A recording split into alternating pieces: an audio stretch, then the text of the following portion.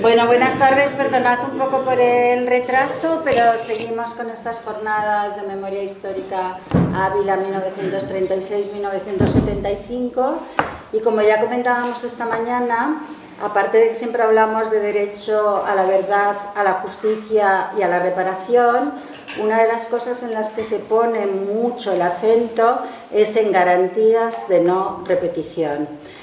Como garantías de no repetición, un elemento fundamental es la educación en memoria, la educación en derechos humanos, y la educación en derechos humanos tiene como una parte fundamental la educación en memoria, que según una profesora argentina con la que estuvimos haciendo un proyecto el año pasado que se llamaba La lección del nunca más, ella decía que memoria es hacer memoria de los hechos traumáticos del pasado reciente, precisamente para que no se vuelvan a repetir. Pues esta es la idea, ¿no? Luego podemos discutir, si queréis, del concepto de memoria, que es muy amplio, de sus debates, pero partiendo de esta idea y de la parte central que tiene la educación, esta tarde, ahora en esta primera franja de la tarde, es un taller para docentes.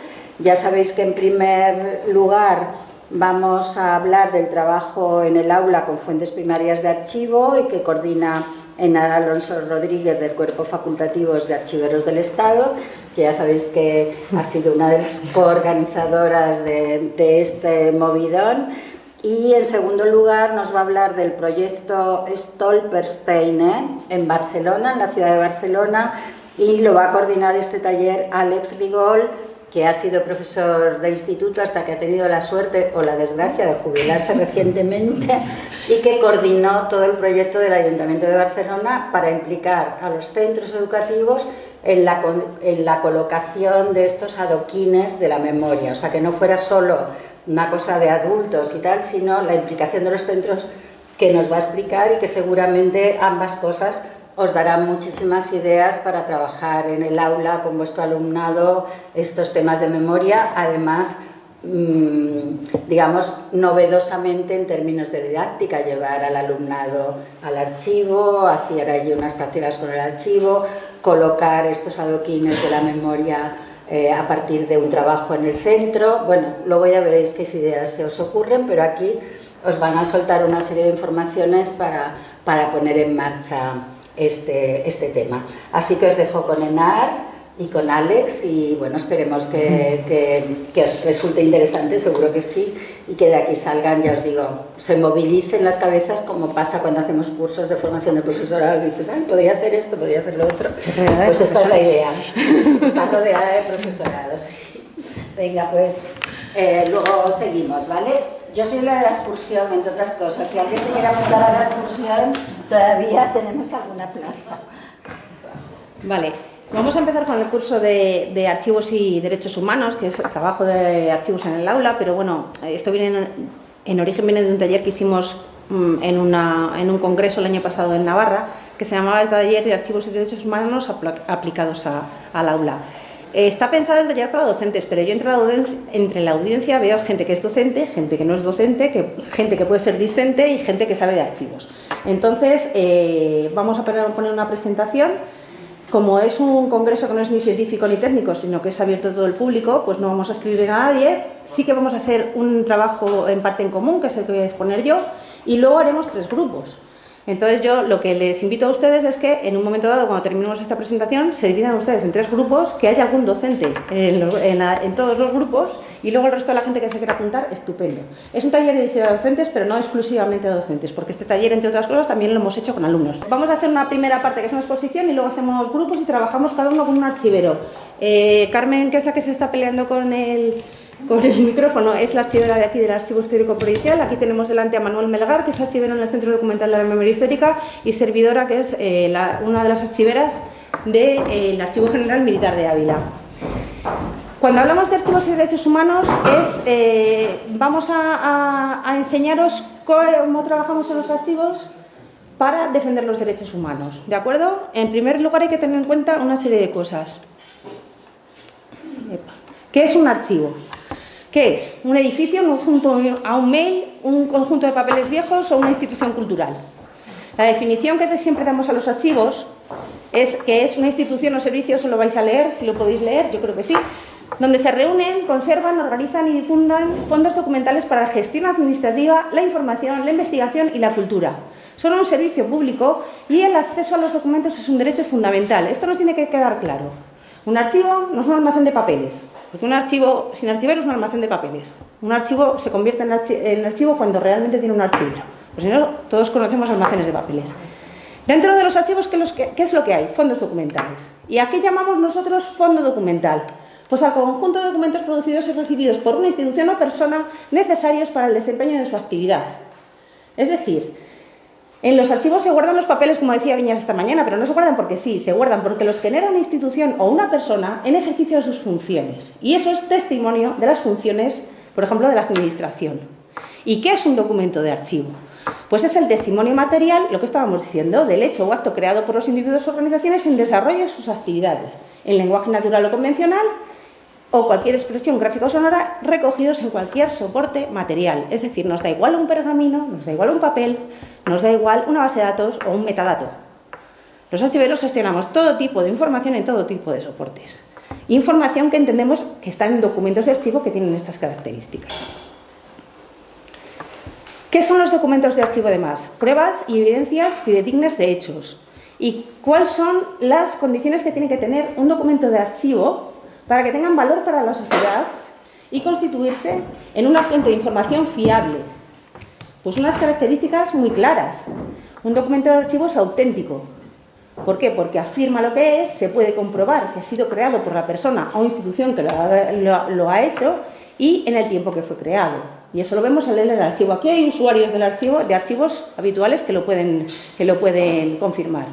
Son fiables porque se representan de forma exacta los eventos que testimonian, que es lo que decía Ángel Viñas esta mañana. Tienen la característica de integridad, porque la ventaja del archivo es que conserva estos documentos completos e inalterados. No todas las ocasiones, ya veremos. Y su contenido es el que se necesita para proporcionar una visión coherente de los hechos que representa, que es lo que decía Viñas esta mañana. Por eso él se basaba en evidencias, que decía. Y es un documento útil, es un elemento útil. ¿Por qué? Tiene que ser físicamente accesible y estar en condiciones de utilización. De nada sirve tener en un archivo un documento que no se puede servir. Pero los archivos no son Google, ¿vale? Los archivos son un servicio abierto a la ciudadanía, que están servidos por personal especializado, que son los archiveros o los archivistas, como dicen en Argentina, y que si quieren es un lenguaje más inclusivo para la gente preocupada por el tema de género, como esta mañana, y somos los encargados de facilitar el acceso a los fondos documentales. Los archivos no somos cancerberos, no somos custodios de tesoros ni de secretos, somos los que facilitamos el acceso a la información a los ciudadanos. ¿Cómo se organizan los archivos? No se organizan de cualquier manera. No se organizan por temas, no se organizan por fechas. Se organizan por lo que nosotros denominamos el principio de procedencia, que es el organismo o la persona que los genera o los recoge.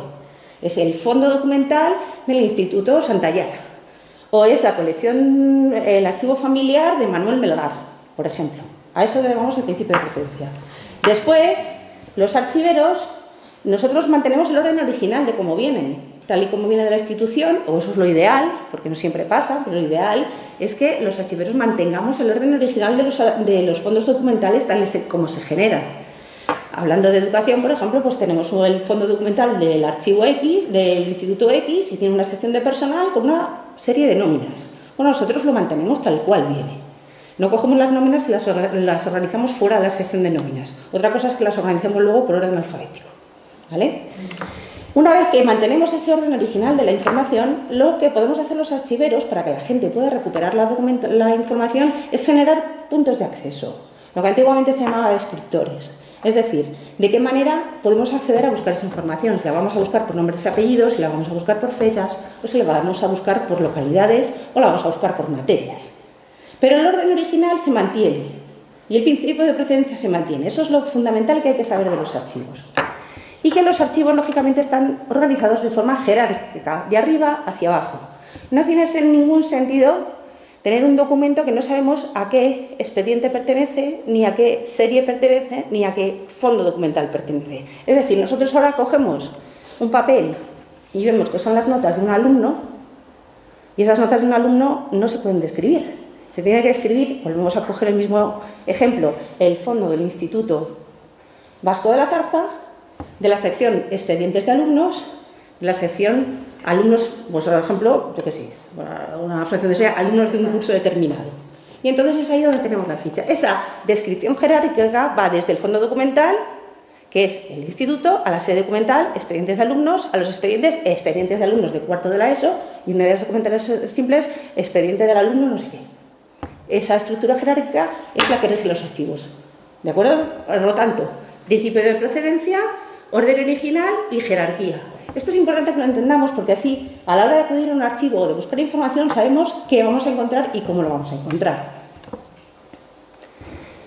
Los fondos y series documentales, ¿dónde los podemos consultar? Pues en los cuadros de clasificación. El cuadro de clasificación es como el índice de lo que hay en un archivo, ¿de acuerdo? ¿Qué hay en un archivo? Porque en unos archivos hay unas cosas y en otros otras. ¿Y cómo podemos saberlo? Consultando los cuadros de clasificación, que son la herramienta principal para saber qué hay en cada archivo. ¿Qué podemos encontrar en un archivo histórico provincial? Este tipo de fondos. ¿Qué podemos encontrar en un archivo municipal? Este otro tipo de fondos. Y eso se ve en los cuadros de clasificación. Hay una herramienta muy útil para los archivos que dependen del Ministerio de Cultura, que es el portal de archivos españoles. Y ahí se pueden hacer unas búsquedas, no digo yo como en Google, pero sí dirigidas, donde nos van a indicar qué documentos tenemos en cada archivo, en los archivos que son históricos nacionales dependientes del Ministerio de Cultura. Perdónenme un momento, pero es que hablar tanto y tan deprisa es lo que viene. En la mayoría de los casos, como ponemos ahí, el volumen de los documentos es muy grande y los recursos humanos y materiales de los archivos no son todos los que nos gustarían. Los archivos nunca son una prioridad en ninguna institución, ¿de acuerdo? De hecho, a alguna gente cuando se porta mal en alguna administración le castigan apenas de archivo y le condenan, le degradan al archivo. Eso lamentablemente existe. Digamos que lo ideal es lo que hemos dicho. Pero en la práctica es que hay muchos fondos documentales todavía sin abrir y sin describir y sin poderlos poner a disposición del público por falta de personal. Por eso los archivos no son Google. No podemos picar en una base de datos quiero mi expediente personal porque no lo vamos a encontrar. Muchos fondos documentales, ya aquí ya vamos a entrar en materia, están relacionados con los crímenes del franquismo. Y por alguna razón, todos sabemos más o menos cuáles, fueron o destruidos o ocultados durante la transición para intentar borrar las huellas de esas violaciones de derechos humanos. Todos sabemos las noticias que hemos oído, y si no lo han oído ya se lo cuento yo, de destrucción de archivos, por ejemplo, del Ministerio de Interior por parte de un ilustre exministro que no vamos a tener no vamos a citarle aquí porque no queremos poner ejemplos malos. Y cuando nos preguntan, por ejemplo, los archivos, oye, ¿ya lo tenéis todo digitalizado? No, ni falta que hacer. Lo importante no es que los archivos estén digitalizados, sino que tengamos los archivos organizados y descritos de tal manera que se pueda acceder a la información y que sean accesibles. Entonces, lamentablemente, no todo se puede buscar por Internet y no todo podemos encontrarlo digital en Internet. Hay que ir a los archivos, hay que consultar los cuadros de clasificación, hay que saber cómo están organizados los archivos para saber encontrar la documentación. Que luego tenemos la suerte de que están digitalizados y están accesibles en una página web, estupendo, pero no suele ser normal. ¿Y qué son los archivos? Pues los archivos y los archiveros somos los que garantizamos un derecho tan importante como es el derecho de acceso a la información de todos los ciudadanos, que está recogido en la Constitución española y que tiene mucha relación con lo que nos va a contar mañana Luis Carlos, que es el derecho a saber, el derecho a la verdad y el derecho a la información. Todo el mundo tiene en la cabeza de, oye, es que no se puede acceder a la documentación de los archivos porque son secretos o porque tiene datos personales. No, vamos a ver. Solo se puede denegar el acceso a la información cuando hay una ley que expresamente lo prevea. Y la Ley de Secretos Sociales y la Ley de Protección de Datos pueden plantear algún tipo de restricción, pero no pueden impedir en ningún momento acceder a la información. Y en esa tarea trabajamos los archiveros, en facilitar ese acceso a la información, bien minimizando los datos personales, que es lo que nos pide la ley y el reglamento de protección de datos personales, o bien interpretando la ley de secretos oficiales de una manera a favor del acceso, porque la ley de secretos oficiales está para defender la seguridad del Estado y la defensa nacional. No solamente porque a mí no por otra razón, si la documentación, aun estando clasificada, no pone en peligro la seguridad nacional ni la defensa del Estado, no tiene sentido aplicar una restricción de acceso. Pero ahí estamos todavía en la lucha y ahí tenemos todavía problemas. Pero hay que entender que sobre todo, y eso lo diremos más adelante y haremos daremos más la lata en esto, la documentación que evidencia violaciones de derechos humanos en ningún caso puede tener ningún límite de acceso ni por ley de secretos oficiales ni por ley de protección de datos. Y eso veremos que es una cosa que se ha mejorado, no se ha conseguido completamente del todo, pero se ha mejorado bastante con la nueva ley de memoria democrática. ¿Cuáles son los usuarios de los archivos? Esto es la gente que estuvo en el Arenal el otro día escuchando mi charla ya, esto lo van a oír repetido. Tenemos un tipo de usuario que es el institucional, como decía Carmen esta mañana a los representantes políticos, el principal usuario de los archivos son las propias administraciones públicas, sobre todo los archivos públicos, hay archivos privados, pero de los archivos públicos el principal usuario es la propia administración. Los archivos facilitamos a la administración la documentación que necesitan para la gestión diaria de sus funciones. Una de las funciones ahora mismo es la reparación jurídica de las víctimas del franquismo. Luego están los usuarios académicos, que son aparentemente los más conocidos, la gente como Ángel Viñas o los profesores universitarios que hacen sus tesis, investigadores profesionales, escriben libros. Luego está el público general, y aquí en el archivo provincial se ve mucho, la gente que viene a consultar el catastro, que necesita cualquier información. En el archivo municipal necesitan un justificante de que han pagado una determinada cosa o cualquier cosa. Esos son los usuarios, el público en general. Pero para nosotros en estas jornadas y en este ámbito, ¿cuál es el usuario prioritario? Pues precisamente las víctimas de violaciones de derechos humanos o crímenes de lesa humanidad. Que en el caso de la Ley de Memoria Democrática, que va a hacer un año que entró en vigor, esa condición de víctima la comparten tanto los que sufrieron la represión como los familiares hasta cuarto grado. Con lo cual, en esta sala yo creo que hay algunos de ustedes que son usuarios prioritarios de los archivos porque entran en el concepto de víctimas de violaciones de derechos humanos o crímenes de lesa humanidad. Y los archivos, aquí es lo que intentamos enseñar en estos talleres y lo que intentamos que llegue a la sociedad, es que los archivos y los documentos pueden ser instrumentos para la defensa de los derechos humanos y la memoria democrática. Por lo que hemos dicho, es ya un poquito el resumen, porque son fuentes indispensables para conocer lo que realmente pasó, al menos la verdad que establecen los documentos, porque aportan esas evidencias auténticas y fiables y originales que permiten justificar que se cometieron violaciones de derechos humanos y porque ayudan a evitar esa amnesia colectiva a la que hemos sido un poco sometidos durante tantos años, que nos han hecho creer que la historia era de una manera y no de otra. Y estos documentos con estos datos y con esta custodia fiel lo que promueven es datos objetivos, contextualizados, como decía Viñas esta mañana, sobre lo que realmente ocurrió. Entonces, sin documentos de archivo no hay exigencias de responsabilidades. Todos cuando vamos a hacer una gestión con una administración nos piden justificarlo. Bueno, pues los archivos son los que facilitamos esas justificaciones que nos va a pedir la administración. Y para nosotros es necesario garantizar que los documentos que evidencian violaciones de derechos humanos sean accesibles y que no se puedan destruir en ningún momento. Eso es lo que se llaman políticas archivísticas para la defensa de los derechos humanos. Estas políticas archivísticas para la defensa de los derechos humanos, y tenemos entre el público ahora sentados una de las personas que más sabe de este tema y que más ha escrito y que mañana nos ilustrará con su docencia, es la sección profesional de archivos y derechos humanos del Consejo Internacional de Archivos de la UNESCO y de Naciones Unidas.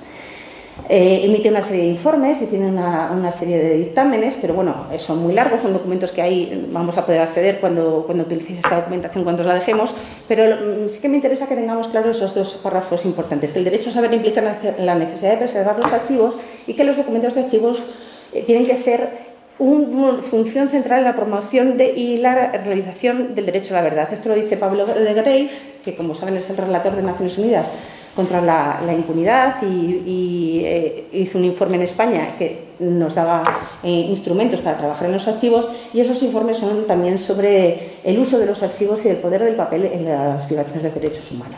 Esto es una información que os damos para que tengáis en cuenta por qué estamos hablando de estas razones y por qué queremos poner en valor los archivos.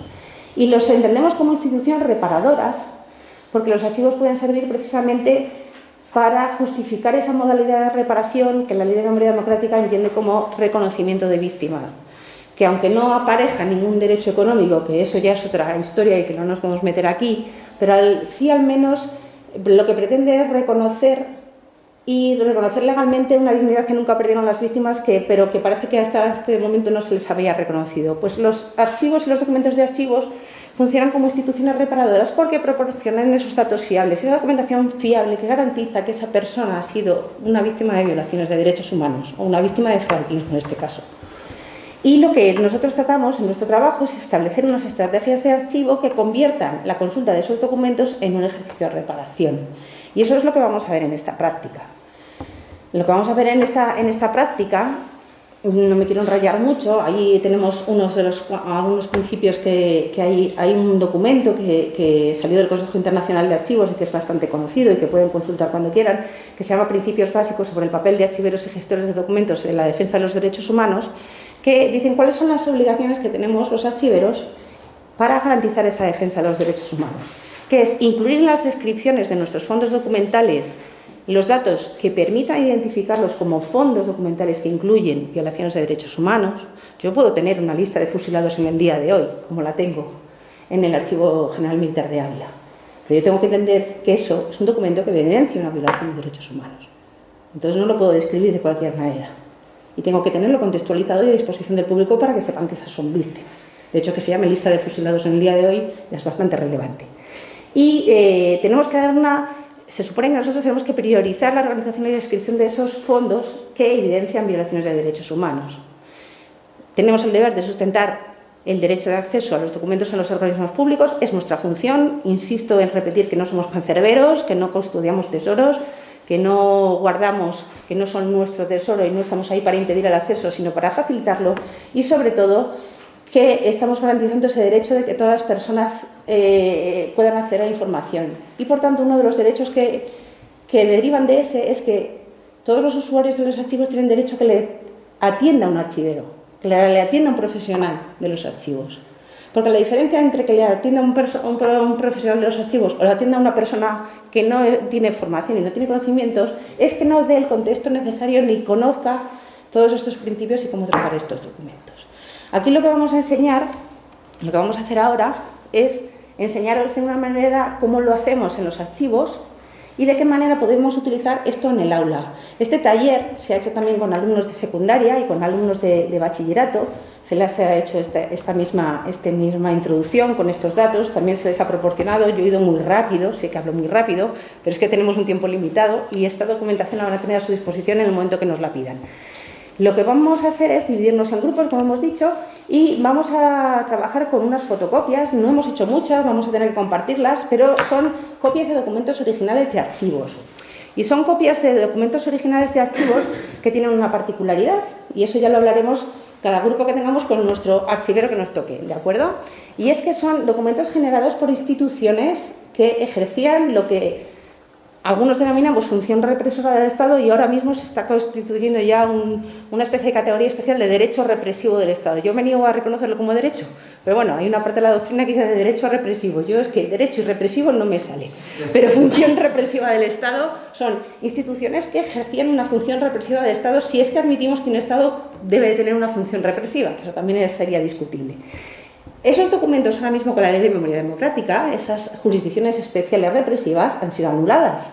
Entonces hay que tener en cuenta que la documentación que vamos a tratar, que vamos a ver, que vamos a pasarnos los papeles entre nosotros, no hemos hecho muchas copias, no sabíamos que iba a venir tanta gente, hay que reconocerlo, pero también podemos proyectarlas y podemos verlas en algún momento, son documentos generados por instituciones represoras que contienen unos datos que vamos a ver, que vamos a contextualizar, cada uno trabajando con los papeles que vamos a trabajar en cada grupo, y que ahora mismo esas instituciones están, digamos, ilegalizadas y inutilizadas, digamos que han ilegalizado y que han dejado sin efecto todas estas sentencias o todo lo que, digamos, que se ha conseguido la ilegalización de los sumarísimos, que vamos a hablar de sumarísimos, o del Tribunal de Represiones Políticas o de otros tipos de instituciones represivas. El expediente que nos trae Carmen, la archivera del Histórico Provincial, es un expediente muy particular que ya os explicará ella, de inscripciones de fallecimiento fuera de plazo, que si quieres lo explicas tú, pero la especialidad eran unos expedientes de justicia voluntaria que solicitaban los familiares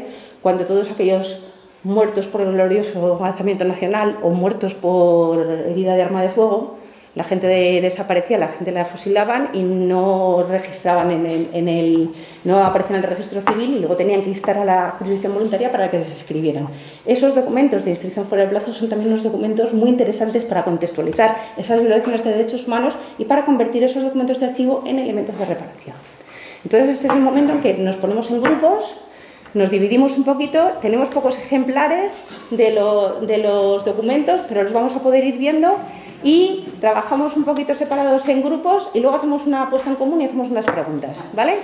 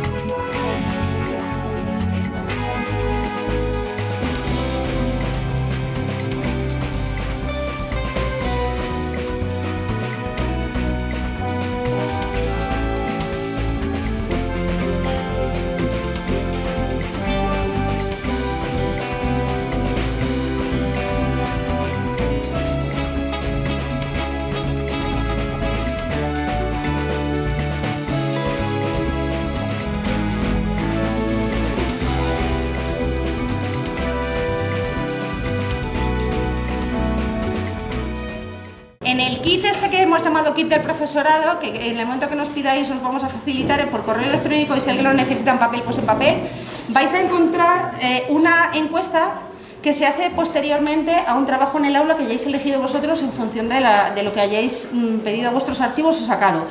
Vale, ahí tenéis una especie de encuesta que estuvimos preparando, ¿vale? Para repasar un poco lo que hemos dicho tanto en la presentación, que la podéis utilizar en la parte que queráis. Esto luego cada uno en vuestra clase hace lo que os dé la gana, lógicamente, que para eso sois autónomos y docentes, pero os hemos puesto pues un poco quién era el enemigo del franquismo, cuál es el grado de verdad de los expedientes. Sabéis que son los crímenes de lesa humanidad, o sea, tenéis un poco una actividad de evaluación. No es una unidad didáctica ni nada de eso, como les decía a los de mi grupo, podéis encontrar mucha documentación sobre unidades didácticas y talleres de archivos, incluyendo el que va a hablar Alex, en la página web del Congreso de Archivos de Historia con Memoria en la Educación. Tiene un montón de actividades didácticas y de proyectos de centro que podéis hacerse llegar, y esto que os estoy pasando así rápido porque ya no tenemos más tiempo es un poco una contextualización de preguntas que se pueden hacer al alumnado, y aquí unos datos que exponen un poco, bueno, pues para evitar lo de las fake news y estas cosas, ¿vale? Porque ya sabemos cómo trabajan algunos organismos, y aquí hay datos sobre represión franquista, sobre represión de la dictadura, y un cuadro bastante didáctico y pedagógico sobre lo que es, las fuentes están ahí citadas, sobre qué es la aritmética de la dictadura, porque también en clase de matemáticas se puede hablar de víctimas del franquismo. Y toda esta documentación está a vuestra disposición, solo nos tenéis que proporcionar una forma de haceroslo llegar por correo postal, correo electrónico o en mano. Y lo dejo ya, Alex. Claro, la Ley de Memoria Histórica fue la que inició el proceso de ilegitimación de las jurisdicciones especiales. Considerarlas ilegítimas no es lo mismo que considerarlo nulo. Una cosa es que sea ilegítimo, que veamos que no es, pero la nulidad no se ha conseguido hasta la ley esta de Memoria Democrática de 2012. Ahora, la documentación generada por las instituciones represivas es nula de pleno derecho. Es decir, esta sentencia que hemos visto en el grupo mío de condena a muerte, luego conmutada, de Miguel Hernández, ya es una sentencia ilegal. Antes era ilegítima, ahora ya hemos conseguido la nulidad. Directamente nula, es una jurisdicción nula. Ningún condenado por el TOP, que va a hablar Juanjo de la Águila mañana, ningún condenado por el Tribunal de Represión de Masonería y Comunismo, o condenado por los sumarísimos, ahora mismo no tienen ya antecedentes penales, que hasta esta última ley sí los tenían, porque se había declarado la legitimidad, como aquí decir, bueno, vamos a decir que esto no nos gusta, pero no vamos a tener ningún efecto jurídico. Es a partir de esta ley de 2022 cuando ya se declaran nulas todas las jurisdicciones especiales. Carlos Vallejo, que cuéntalo tú, sí, porque conoces más. A ver, justamente ayer ha habido dos novedades en el tema de la impunidad. Una ha sido en Madrid y otra en Barcelona. Se han puesto hasta ahora 100 denuncias por tortura a la Brigada Político-Social y nunca se habían admitido a trámite, ninguna. Entonces la primera que se admitió fue en Madrid hace una semana y titularon muy bonito una de 100, porque toda la gente del Tribunal de Orden Público y del tardofranquismo, mucha gente está viva todavía, fueron torturados. Y ahora también en Barcelona, Carles Vallejo, que era un dirigente de SEAT, ayer la jueza admitió a trámite su denuncia por torturas. Estuvo 20 días en la comisaría de Vía Laietana de Barcelona, 20 días en comisaría en el franquismo, os podéis imaginar lo que eran, porque eran 20 días sin derecho a defensa jurídica, sin poder avisar a nadie, torturas, lo torturaron, y entonces ahora se ha admitido a trámite esa denuncia y por lo tanto tenemos dos denuncias por detención ilegal de tortura en marcha en juzgados. Y esto es una novedad que ha permitido el artículo de la Ley de Memoria Democrática que dice que toda la legislación española se tiene que basar en el derecho internacional, que está por encima, porque hemos firmado los acuerdos de derecho internacional, y también la Ley de Amnistía del 77 se tiene que interpretar a partir de los acuerdos firmados por España en derecho internacional de derechos humanos. Y esto es lo que ha permitido, y la presencia de una Fiscalía de Sala de Memoria Democrática, lo que ha permitido que estas denuncias sigan, cuando antes todos decían esto está amnistiado por la Ley de Amnistía del 77. Pero no le quitemos más tiempo a Alex.